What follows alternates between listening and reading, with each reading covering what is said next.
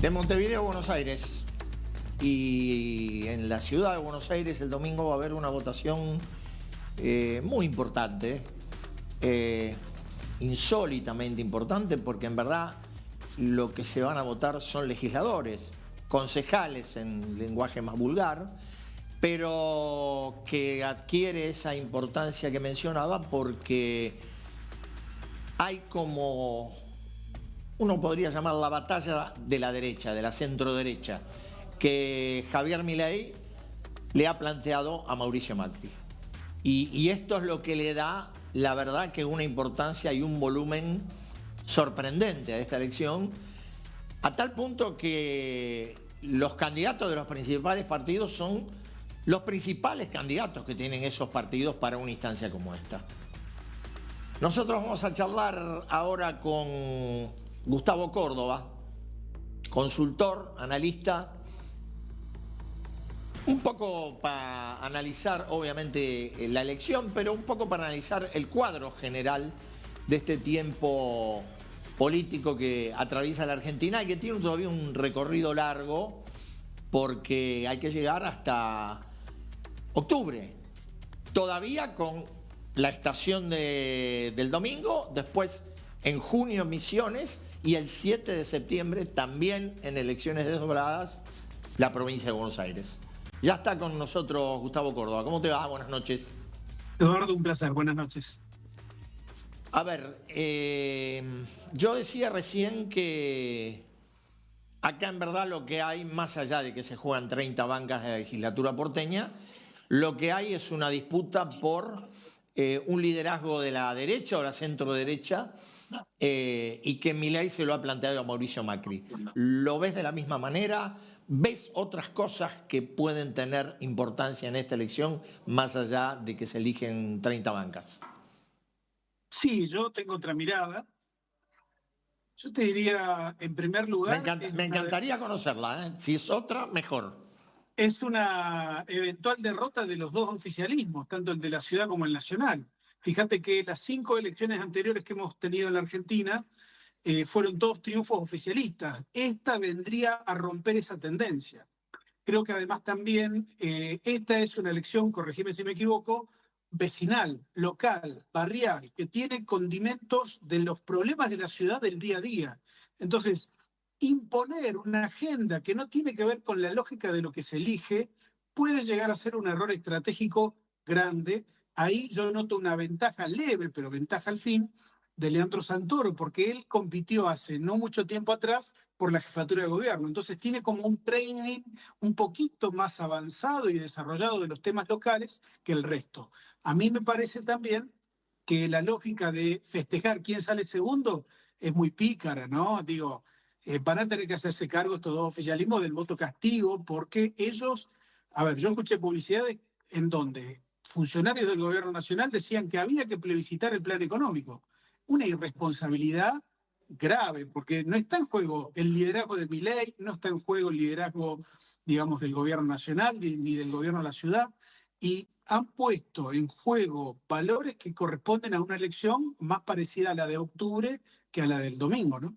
Sí, que la de octubre también es legislativa, no debería transformarse en algo que tenga una lectura casi Pero presidencialista, hay una pero primacía, Eduardo, hay una sí, primacía hay una jerarquía de los temas. Cuando vos votás solamente local y no hay una elección nacional pegada, como ha sido una tradición, esta es una elección rara, separada, ¿no? La agenda de los temas es local, los liderazgos son locales y el voto es local. Entonces ahí me parece que hay un error de lectura. Es más, ficha limpia, mirá, es un tema que le dieron mucha relevancia. Yo creo que en vez de favorecer a alguno de los candidatos, por ejemplo, se especula que Silvia Los Penato podría llegar a sacar un voto de ventaja por esa cuestión, yo diría que más bien perjudica a todos, porque a tono con las elecciones que tuvimos antes, esto genera esta pelea tan desproporcionada, genera pocos incentivos para que el votante porteño concurra masivamente el domingo, porque está claro que una elección legislativa no enamora de la misma manera que una ejecutiva, ¿no? bueno, lo que hemos visto, Gustavo, hasta ahora han sido 5 elecciones con el arranque de Santa Fe por la Constituyente, es que en todas ha habido una participación decreciente de los votantes. Es probable, y por lo que vos decís ratifica esta impresión, es probable que también el domingo en la ciudad tengamos una concurrencia bastante menor al promedio que suele tener la ciudad de Buenos Aires. Porque vos decías los temas instalados o temas que se pretendieron instalar en esta elección. Y yo comparto la idea de que se vota por temas locales. Ahora, también es cierto que en la campaña los temas locales no existieron, salvo excepcionalmente, podría decir, en el caso de Leandro Santoro, podría decir Horacio Rodríguez Larreta, pero entre el PRO y la Libertad Avanza, lo que ha habido ha sido una discusión de poder. A mí me parece que eso es una subestimación al votante porteño, dirimir una cuestión que se hubiera podido arreglar en una PASO. Fíjate, Eduardo, el valor de la PASO por la ausencia. El ordenamiento de las candidaturas, ¿no? La simplificación de las candidaturas, de los 17 candidatos, esta fragmentación enorme. Hay muchas candidaturas fantasmas, porque, a ver, lo único que ha crecido con la suspensión de la PASO es el poder interno para dirimir las candidaturas. Se acabó, digamos, la posibilidad de los núcleos internos de tener una presencia minoritaria dentro de una lista grande. Y yo, ¿sabes qué creo? Que fue un error elegir una competencia a cielo abierto para dirimir esta cuestión del liderazgo de la derecha. Hubieran ido juntos, fueron separados, ahora los dos van a tener que explicar, eventualmente si se confirma la tendencia, una eventual derrota y un voto castigo. Por eso a veces hay que escuchar más al votante. Yo creo que ese es el problema de la política argentina hoy, ¿no? Se ha igualado Milei con el resto de la política, ya hace un año y medio que es gobierno, es decir, ya no puede decir que es nuevo ni es original. Entonces, creo que el punto central, y fíjate algo que es muy interesante, del 2001 al 2023, los votantes desencantados se sentían incluidos, votaban, pero votaban en blanco o impugnaban. Hoy ese votante directamente ni siquiera va a votar. Este es un llamado de atención lo suficientemente importante y relevante para que la política lo entienda. ¿Sabes por qué está pasando esto? 40 años atrás, el votante promedio argentino era mucho más simple que ahora. Votaba peronismo para presidente, peronismo para gobernador, peronismo para intendente. Hoy eso ya no existe más. Digo, la política todavía extraña, añora a ese votante que tenía antes. Hoy el votante es mucho más complejo y bienvenido sea, porque la política tiene que entender que se tiene que ayornar a la evolución que ha tenido la sociedad argentina. Sí, lo que pasa, comparto lo que vos decías, lo que pasa también es que la excesiva fragmentación, como la que está ocurriendo en la Argentina, debilita inevitablemente el funcionamiento de los sistemas. En la crisis o en la post-crisis al 2001, bueno, ahí emergieron dos coaliciones que reemplazaron a dos partidos tradicionales, los partidos estaban adentro de esas coaliciones, y más o menos esto le dio apuntalamiento. Ahora, todo eso está desmembrado. Sí, comparto y es motivo de preocupación. Ahora, déjame darte una semblanza de lo que pasa respecto de octubre. Si bien pensar en octubre es ciencia ficción y compite con el Eternauta, a mí me da la sensación de que los tercios que caracterizaron a la política argentina desde mediados de 2022 hasta la primera vuelta presidencial del 2023, hoy ya son historia. Estamos viendo además que hay como una suerte de empate nacional entre la Libertad Avanza y el peronismo nacional, a pesar de todas sus peleas internas, y hay un elemento central. El tercero en discordia, el PRO. Fíjate, Eduardo, que creo que hoy, viendo los números, creo que la Libertad Avanza necesita mucho más al PRO que el PRO a la Libertad Avanza. Y esto puede ser un dato muy significativo, porque si el PRO decidiese, por ejemplo, en los distritos más importantes, que es donde tiene presencia, ir con candidatos propios, yo no sé qué puede llegar a pasar con esa elección de octubre, ¿no? En principio la veo muy pareja. Si la economía tiene un tinte de normalidad, pues posiblemente el gobierno tenga chances de hacer una buena elección. Pero tampoco podemos descartar que el clima económico no mejore y eso puede significar problemas importantes para el gobierno, ¿no? Ahora, Gustavo, a tu juicio, yo tengo el mío, después te lo digo si querés. ¿Qué sería una buena elección en estas circunstancias? Porque esto es lo mismo que decir, todos queremos que a la Argentina le vaya bien. Y la otra pregunta es, ¿qué es que a la Argentina le vaya bien? Bueno, ¿qué sería una buena elección en estas circunstancias? Bueno, ¿Qué número tendría? ¿Qué impresión tendría? el gobierno tendría que estar en un rango de 40 a 45 puntos para tener una buena elección.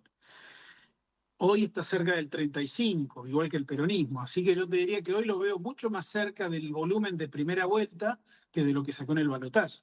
Entonces, el gobierno tiene una particularidad, ¿no? No le gusta hablar de la economía, de los problemas de la economía, le gusta hablar, tienen un relato, una narrativa económica que fue de alguna manera contradicha por concurrir al Fondo Monetario a pedir un préstamo de última instancia. Vos no concurrís al Fondo Monetario si tu plan económico está funcionando a la perfección, sino todo lo contrario.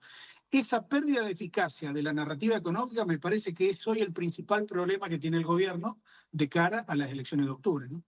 Ahora, tomando lo que vos decís y dando, no digo como absolutamente válidas, pero tomando el pronóstico y la impresión que tenés, lo que uno se pregunta es, tratándose de un gobierno que además va a ir a la competencia sin la figura de Milei, porque Milei, vamos a ver si hace campaña, en Capital, en la ciudad la ha hecho, pero fuera de la ciudad va a ir a provincia seguramente, a Buenos Aires, pero hay que ver si recorre el interior. El tema es de qué modo pueden traccionar los candidatos que por las elecciones que hemos visto hasta ahora, haciendo la excepción de la capital de Salta, y saco Chaco porque en Chaco fue alianza con el radicalismo, sus candidatos no parecen tener la capacidad de tracción que tiene el presidente. El antecedente inmediato lo tenemos en la campaña del 2023, en la previa de las presidenciales. Recordarás que los candidatos de Milei a gobernador o a intendente en las elecciones que se adelantaron a la presidencial obtuvieron guarismos que iban desde el 3 al 14%. Entonces creo yo que estabas en lo cierto en eso. Milei no ha podido construir territorialidad, ¿no? Es muy difícil construir territorialidad. Mirá, la crisis del 2001, el peronismo tenía, creo que 21 de 24 gobernadores. Exacto. Hoy tiene tan solo 5 de 24. Imagínate lo que le puede representar a una fuerza prácticamente sin recorrido, con un esquema de primera línea de la política del gobierno que tienen mucha más improvisación que conocimientos técnicos políticos para avanzar. Así que yo creo que es un gran desafío. El gobierno tiene ahí un talón de Aquiles porque además muestran muchas diferencias internas a la hora de definir estrategia electoral. Y esto puede ser un hándicap muy grande de cara a formaciones que tienen mucha más expertise y mucha más picardía que ellos, ¿no? Sí, y sumando a lo que vos decís, el tema de que siendo un gobierno tan apoyado en la figura del presidente, que la lectura del día después no se transforme en un sí o un no al presidente de manera excluyente, porque eso también encierra un riesgo. Claro que sí. Nosotros, mira, terminamos una encuesta hoy, vas a tener una primicia, nos da 40 puntos de aprobación de gestión y 57% de rechazo. De Es decir, mes a mes imagen, no digamos. hay caídas abruptas, sino como una especie de deslizamiento a la baja en términos de aprobación y lo mismo digo en términos inversos al rechazo, ¿no? Estamos notando que hay un creciente clima opositor en la Argentina, con un núcleo duro que lo sigue apoyando a Milei, pero ese clima opositor, te diría, tiene una ventaja el gobierno allí también, porque todavía no tiene una identidad política opositora fija, es decir, puede mutar como puede pasar que no vayan a votar. Así que la situación hoy es inestable en términos políticos para el gobierno. Yo te diría la palabra adecuada sería precariedad política, ¿no? Relativa. Sí, y vos hacías mención al creciente sentimiento opositor en sectores importantes de la sociedad que no logran ser capitalizados por nadie, quizás porque lo que hay es una crisis de aquellos liderazgos que desde el comienzo de este siglo tuvieron su influencia. Sin duda los Kirchner, Cristina en el último tiempo, sin duda Mauricio Macri como emergente de una expresión de derecha en la Argentina. Sí. Mi temor, mirando siempre para adelante, Milei fue electo en base a una gran frustración, sobre todo económica, de muchos argentinos que no soportaron la idea de no tener crecimiento económico de manera permanente. Y lo eligieron a Milei justamente porque les garantizaba romper todo y crear algo nuevo. El dilema que estamos viendo hoy, lo que estamos percibiendo y proyectando hacia adelante, es que esa frustración de ninguna manera se ha terminado. Se ha agregado una nueva frustración, porque este año y medio de gobierno libertario hasta aquí no ha dado ninguna satisfacción económica. Y ese es el problema que tiene el gobierno. No tiene tiempo para llegar a octubre para demostrar alguna recuperación en el poder adquisitivo. Fíjate qué interesante esta lectura. Argentina ha premiado con sendas reelecciones a dos gobiernos ideológicamente opuestos, Carlos Menem y Cristina Fernández. Básicamente, ¿sabes por qué? Porque los gobiernos que recibieron esta reelección tuvieron o le dieron a la sociedad argentina recuperación del poder adquisitivo. Como el gobierno de Milei optó por controlar o intentar controlar la inflación en base a un esquema de recesión económica, yo diría que el dilema del gobierno está a la vista, ¿no? Vamos a ver cómo llega a octubre con este tiempo que no tiene. O sea que vos no crees que en este caso la baja de la inflación, hoy el INDEC dio 2,8 después del 3,7 del mes anterior, ¿no crees que eso pueda ser un elemento determinante? Es un elemento, puede ayudar, pero no es determinante. Ya no tanto, yo te diría que hoy hay mitad-mitad, ¿no? La mitad del apoyo a Milei es por el tema del control de la inflación y la otra mitad por antiperonismo o antikirchnerismo.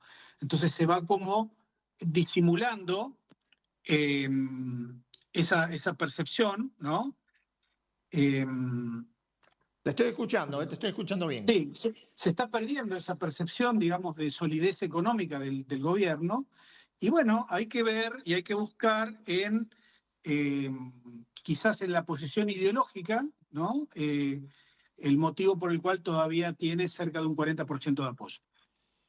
Gustavo, te agradezco muchísimo este contacto y bueno, seguramente volveremos a hablar en los próximos días después de lo que pase en la ciudad y ya camino a octubre. Gracias, Gustavo. Claro, un placer. Buenas noches. Gracias.